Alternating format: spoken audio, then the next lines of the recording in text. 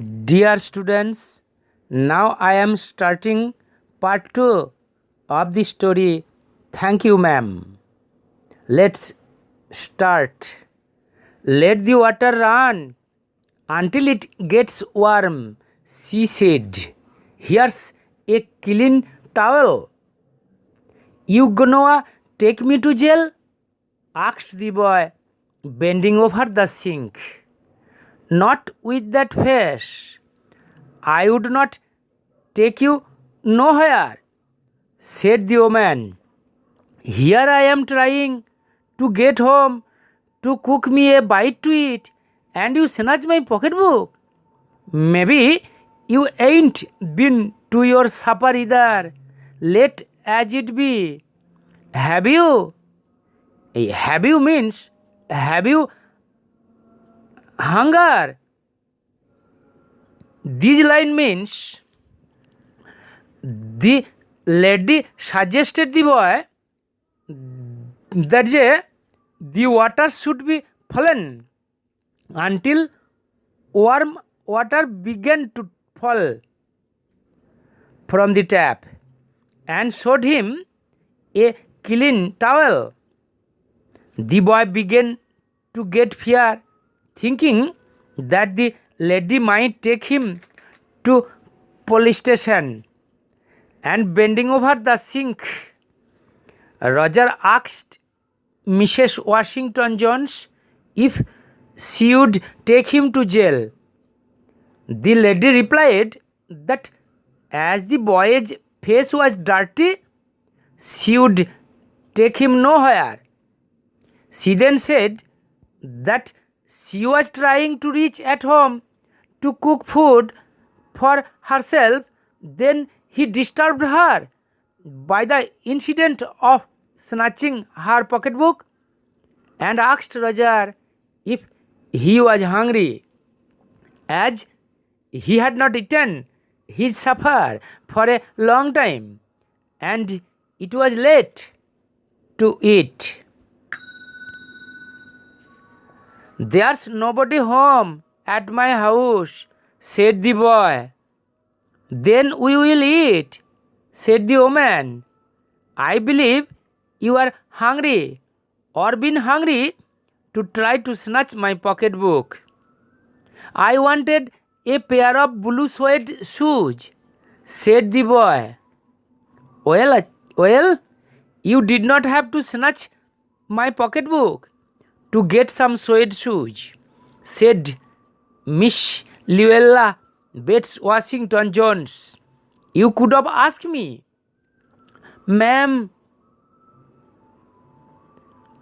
the boy informed that he had no one at his house to cook food for him.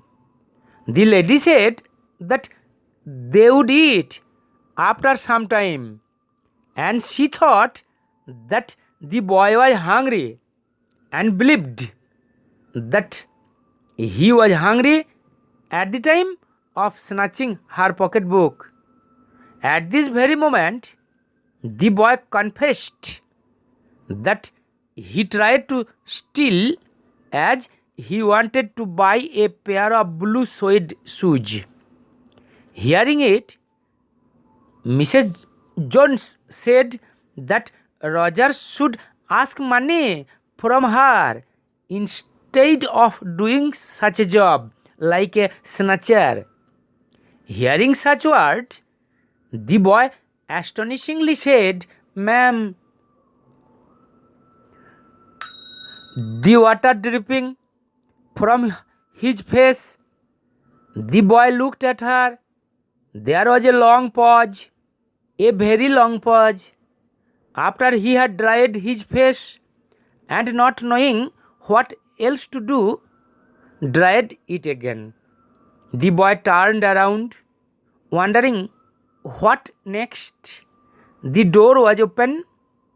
He could make a dash for it down the hall. He could run.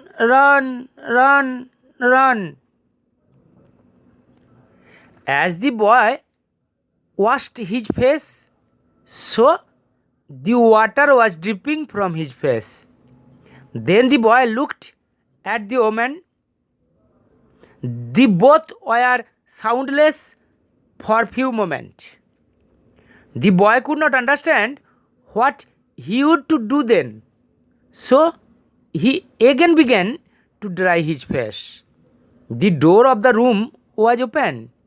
He could run away from there if he wished. The woman was sitting on the daybed. After a while, she said, I were young ones. Here I were is a subjunctive mood. And I wanted things I could not get. There was another long pause. The boy's mouth opened. Then he frowned, but not knowing he frowned. The woman said, hum. You thought I was going to say, but did not you? Sitting on the daybed in the kitchen, the lady suddenly began to tell that she was young once, and she also wanted things but could not get. There was a long pause.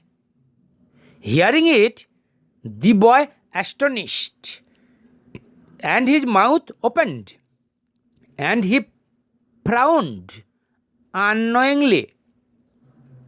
Then Mrs. Jones asked Roger if he thought about something that was going to be spoken by her. You thought I was going to say, but I did not snatch pupil's pocketbook. Well, acha, I was not going to say that. Pause. Silence. I have done things too, which I would not tell you, son. Neither tell God, if he did not already know. So, you sit down while I fix us something to eat. You might run that comb through your hair, so you will look presentable. The lady then said about what the boy was thinking. According to her, the boy was thinking that the lady was going to say that she did not snatch pupil's pocketbook, but she was not going to say that. Then, after a pause, the lady said that she had done such things to which she would keep secret from the boy as well as God, and suggested the boy to sit down while she was preparing some food for them, and suggested to comb his hair to look presentable. In another corner of the room, behind a screen, was a gas plate and an ice box. Mrs. Jones got up and went behind the screen. The woman did not watch the boy to see if he was going to run now, nor did she watch her purse, which she left behind her on the daybed. But the boy took care to sit on the far side of the room, where he thought she could easily see him out of the corner of the other eye if she wanted to. He did not trust the woman not to trust him, and he did not want to be mistrusted now. In the ladies' kitchen room, there were a gas plate and an ice box in one corner.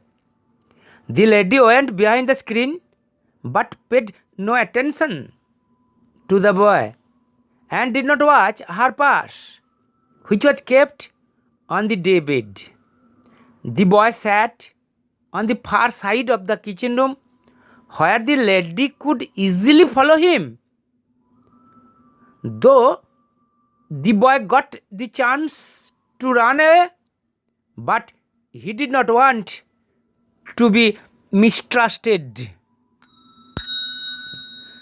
Do you need somebody to go to the store? Asked the boy. Maybe to get some milk or something. Don't believe I do, said the woman, unless you just want sweet milk yourself. I was going to make cocoa out of this canned milk I got here. That will be fine, said the boy. Here, the boy asked the lady if she required anybody to go to shop for buying milk or anything. The lady answered that she required none. But if Roger did not want to drink sweet milk, then no one had to go outside. Mrs. Jones informed Roger that she was making cocoa out of the canned milk she got. She heated some lima beans and ham she had in the icebox, made the cocoa and set the table. The woman did not ask the boy anything about where he lived or his folks or anything else that would embrace him. Instead, as they ate, she told him about her job in a hotel beauty shop that stayed open late, what the work was like, and how all kinds of women came in and out, blunders, redheads, and panish. Then she cut him a half of her 10-cent cake. Eat some more, son, she said. The lady took out lima beans and ham from the icebox and then cooked cocoa. When the two were eating, the lady began to describe about her job in a hotel beauty shop and how different types of women were her customers. Then she gave the boy half portion of a 10-cent cake. Here cent is the little unit of dollar, and proposed the boy, addressing her son, to eat some more. When they were finished eating, she got up and said, "Now here, take these $10 and buy yourself some blue suede shoes. And next time, do not make this mistake of latching onto my pocketbook, nor nobody else, because shoes come by devilish like that will burn your feet.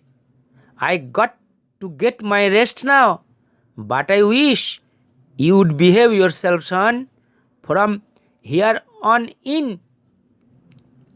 After finishing their eating, the lady got up and gave the boy $10 to buy suede shoes, for which the boy was trying to snatch the purse, and advised him not to steal again.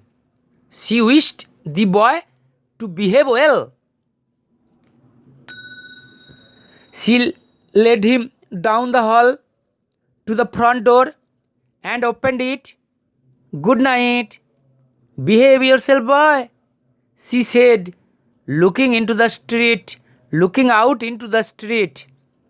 The boy wanted to say something else other than "Thank you, ma'am," to Mrs.